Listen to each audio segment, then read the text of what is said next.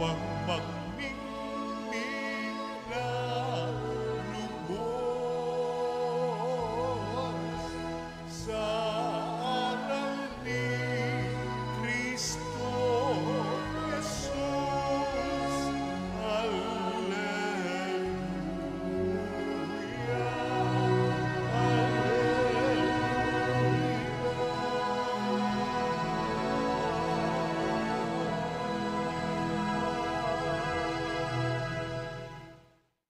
Sumainyo ang Panginoon. At sumaiyo rin. Ang mabuting balita ng Panginoon ayon kay San Lucas. Papuri sa iyo, Panginoon.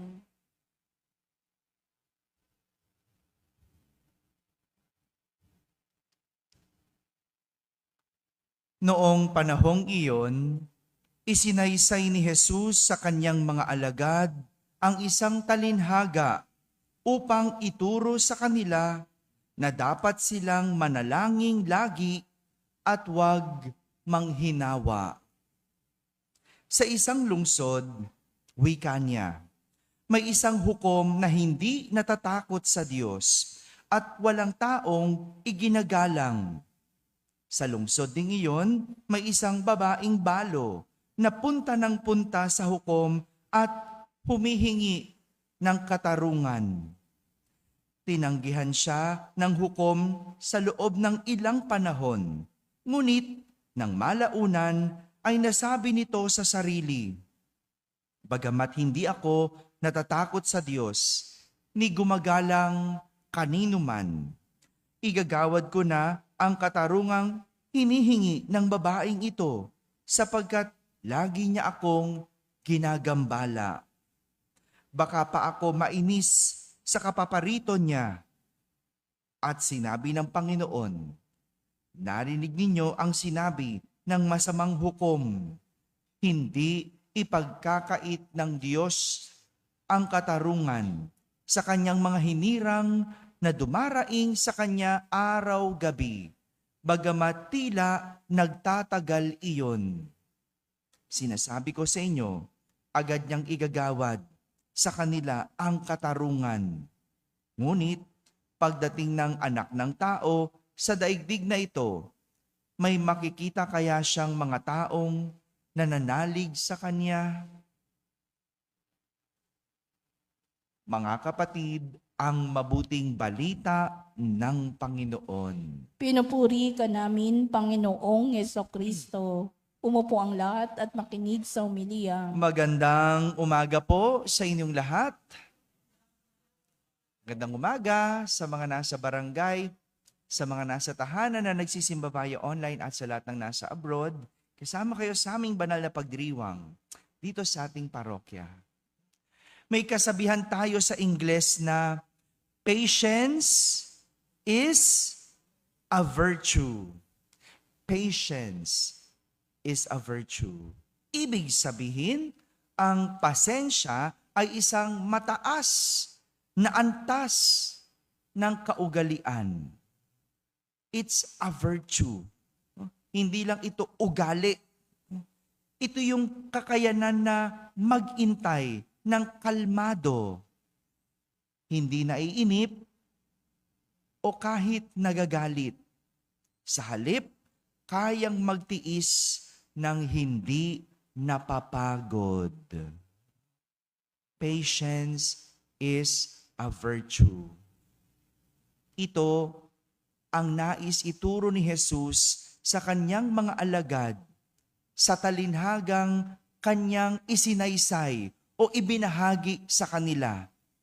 At ayon kay Jesus, dapat lagi silang manalangin at huwag manghinawa. Sabihin nyo nga, manghinawa. Ano ibig sabihin nun? Huwag magsawa. Huwag mapagod. No? At ayon sa talinhaga, mayroon daw isang balo.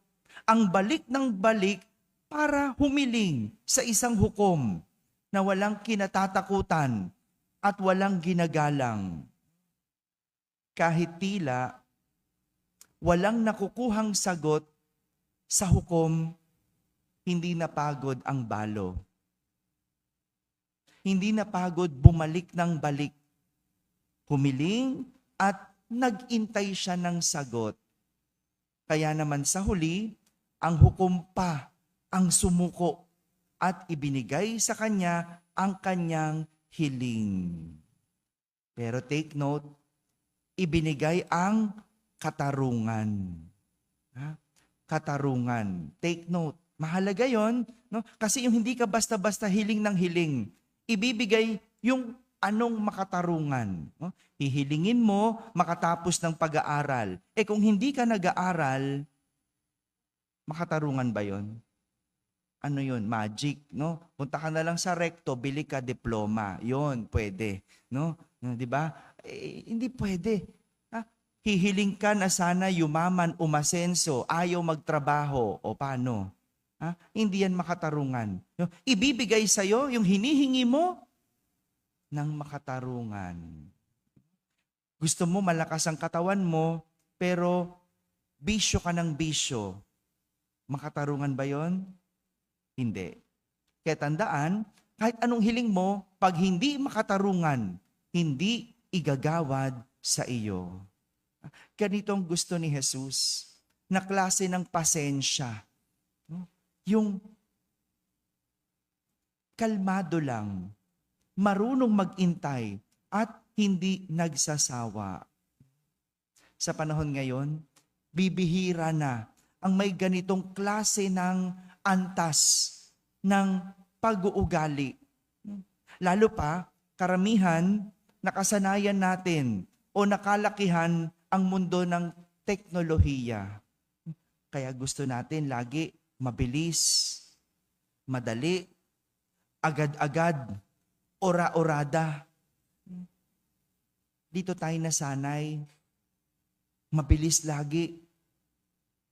Kaya nga, ang dali mawala ng pasensya. Katulad na lang sa pagsisimba, no? Kakaupo mo pa lang, tina mo, inaantok ka na.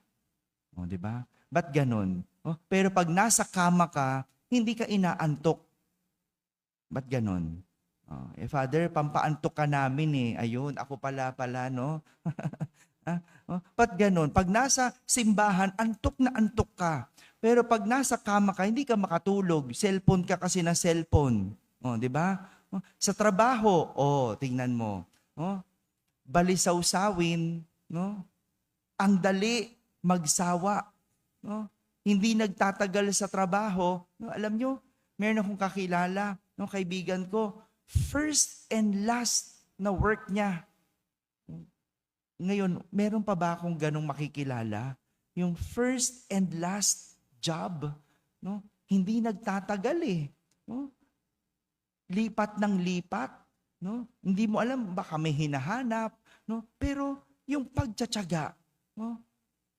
Ang bilis mawala, no? At kahit sa pananampalataya, lahat gusto ganito. Madalian, mabilisan, no? Isang simba lang, gusto agad answered prayer. Aba, nakakahiya naman. Nakakahiya naman sa inyong araw-araw nagsisimba, no? 'Di ba? Maraming ganyan, no? Gusto madalian. Kaya tingnan mo, sa huli, hindi nagtatagal. Kahit kayamanan, gusto makuha ng mabilisan. Kaya kapag nagkapera, ang bilis din mawala. Hindi ganito ang tinuturo sa atin ni Jesus. Ang tinuturo, magpasensya at maghintay. Ayon sa aking nabasa, maganda yon. Sabi doon sa nabasa ko, the moment you are ready to quit is usually the right moment before the miracle happens. The moment you are ready to quit, sa panahong ikaw ay susuko na, handa nang sumuko, yan yung tamang panahon ng isang milagro ay sana mangyari. Kaya huwag kang susuko. Tandaan mo, no? Pag susuko ka, hindi mo makukuha ang isang milagro. Huwag kang susuko. Kasi pag susuko ka, hindi mo alam. Baka parating na yung biyaya. Parating na yung grasya. At yan yung lagi nating tatandaan. wag na wag susuko. Wag mong sukuan. Pasensya lang. Makukuha mo din ang iyong pinagtsatsagaan. Amen? Amen.